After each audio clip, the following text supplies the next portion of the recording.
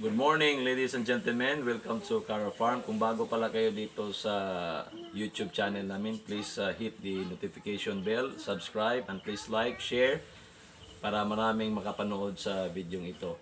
So far, meron kaming daily activity dito sa farm. So I'm planning to conduct a dairy goat basic seminar. Depende sa reaction sa mga tao, doon sa mga enthusiast.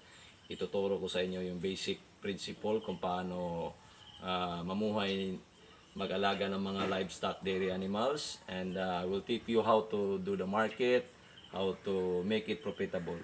Watch out. Thank you.